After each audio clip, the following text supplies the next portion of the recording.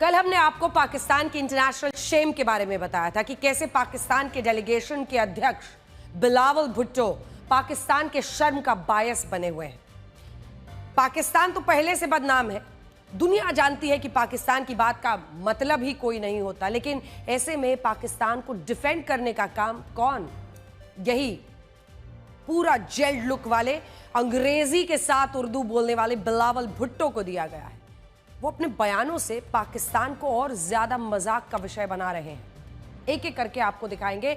Bilawal America में घूम घूम कर ये दिखावा करने की कोशिश कर रहे हैं कि वो पाकिस्तान को डिफेंड कर रहे हैं, लेकिन वो ऐसा कर नहीं पा रहे हैं क्योंकि बिलावल के सामने भारत की तरफ से शशि थरूर और शशि थरूर का डेलीगेशन है।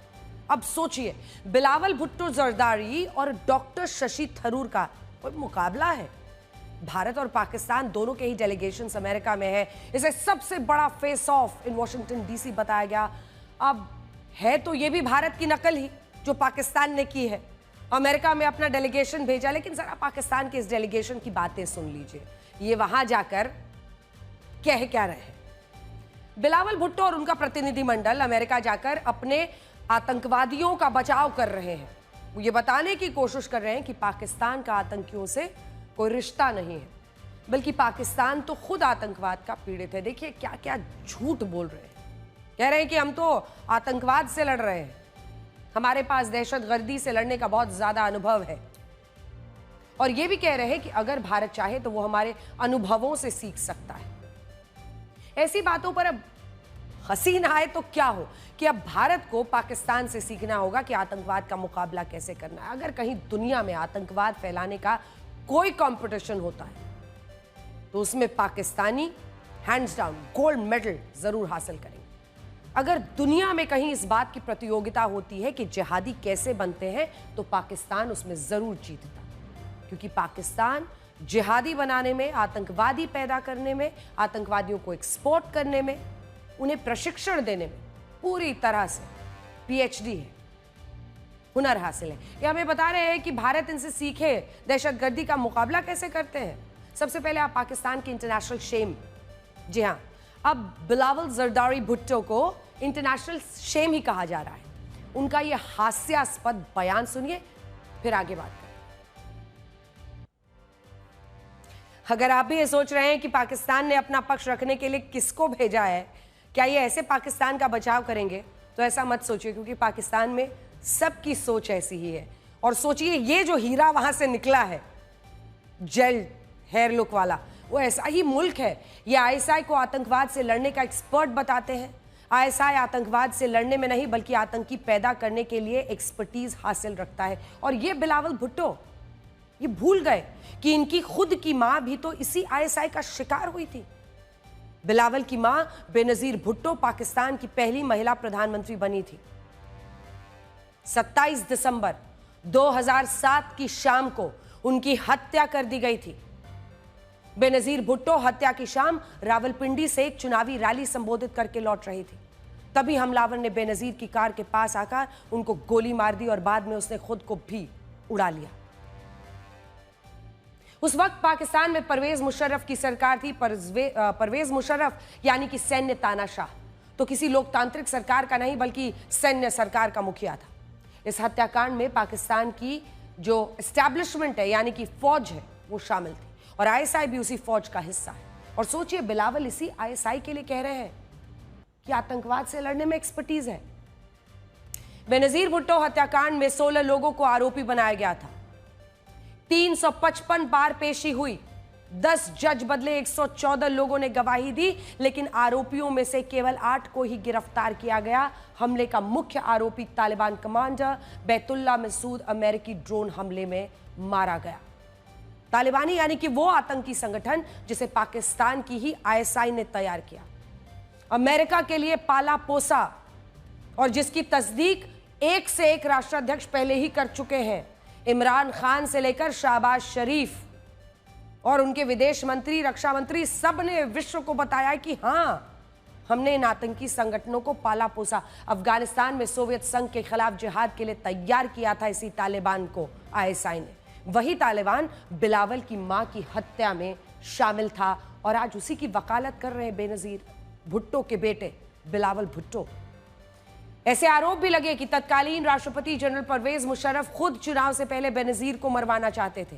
साल 2013 में एक पाकिस्तानी अदालत में मुशर्रफ के खिलाफ आरोप भी तय हुए, लेकिन 2016 में मुशर्रफ पाकिस्तान छोड़कर भाग गए थे। एक दशक बाद परवेज मुशर्रफ ने एक इंटरव्यू में स्वीकार किया था कि शायद बेनजीर भुट्टो के कत्ल में पाकिस्तान का एस्टैब्लिशमेंट शामिल था।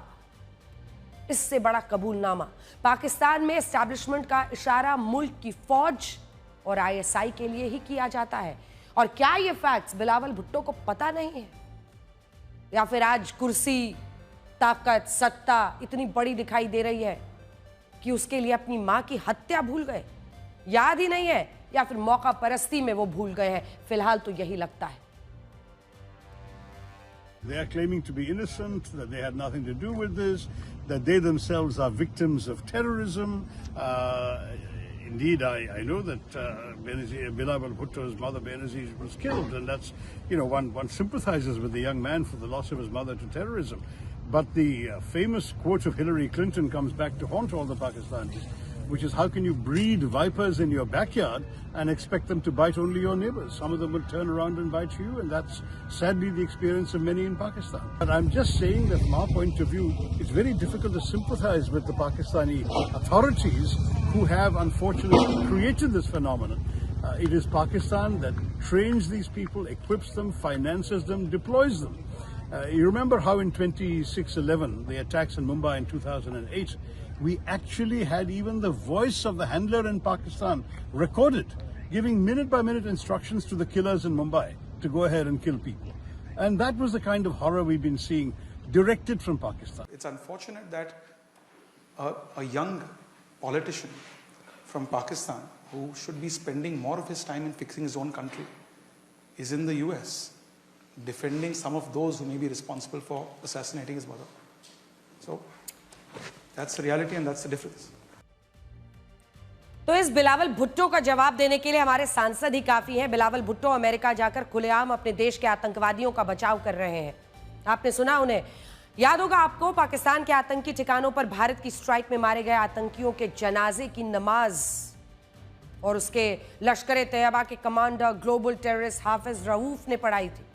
ये वीडियो बहुत वायरल हुआ था, हमने भी आपको ब्लैक एंड व्हाइट में दिखाया था, क्योंकि जब लश्कर का आतंकी नमाज पढ़ रहा था तो पंजाब का चीफ सेक्रेटरी जाहिद अख्तर जमान और पंजाब का IG डॉक्टर उस्मान अनवर समेत फौज के कई बड़े बड़े अधिकारी भी सिर झुकाए खड़े थे।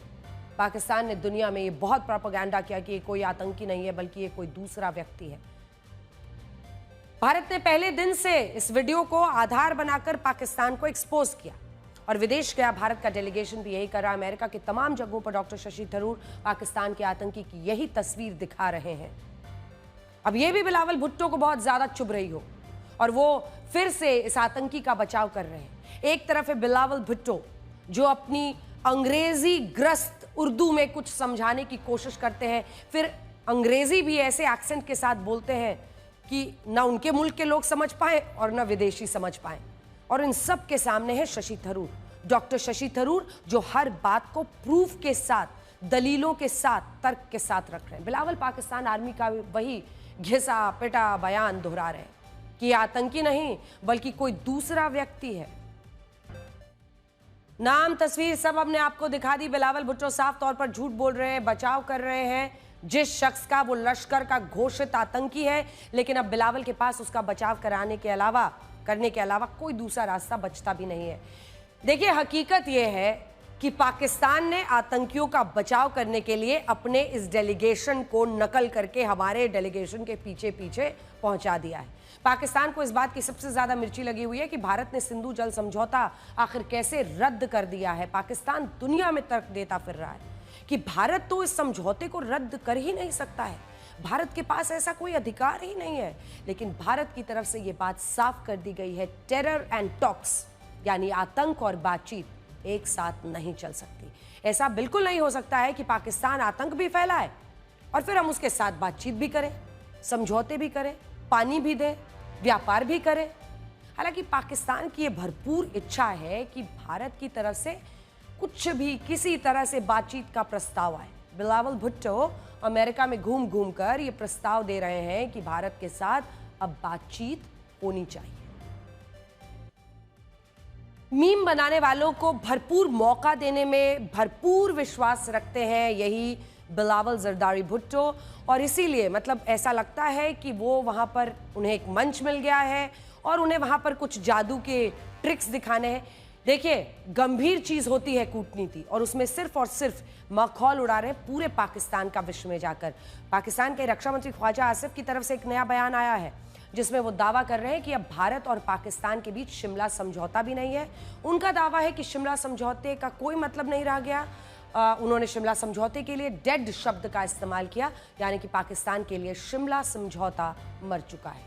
शिमला समझौता ये कहता है कि कश्मीर समेत सभी मुद्दे द्विपक्षीय बातचीत के जरिए हल किए जाएंगे। किसी तीसरे पक्ष यानी कोई भी देश या यूएन, यूनाइटेड नेशंस जैसी कोई भी संस्था मध्यस्थता उस पर नहीं करेगी। दोनों देशों ने कश्मीर में 1949 की सीज फायर लाइन को नए नाम से यानी लाइन ऑफ कंट्रोल के तौर पर स्वीकार किया गया था। ये तमाम बातें इसी शिमला समझौते में बताई गई थी। अब जब पाकिस्तान का रक्षा मंत्री ये कहता है कि ये शिमला समझौता डेड हो गया है, ख्वाजा आसिफ जिसे आप देख रहे हैं, इसका मतलब क्या है? वो कह रहे हैं कि अब भारत और पाकिस्तान के रिश्ते 1948 वाली सिचुएशन में आ गए। लेकिन हकीकत यह है कि पाकिस्तान भारत के ऊपर दबाव डालना चाहता है। उसे असली मिर्ची तो इस बात से लगी है कि सिंधु जल समझौता रद्द कर दिया और विश्व में किसी देश ने उसके साथ हाँ में हाँ नहीं मिलाया, भारत पर दबाव नहीं बनाया। इसी बात से पाकिस्तान का हलक सूखा हुआ है। समझ ही में नहीं आ रहा उसे कि अब आगे क्या करे। इसीलिए उसके नेता इस तरह के ऊल जलूल बयान दें।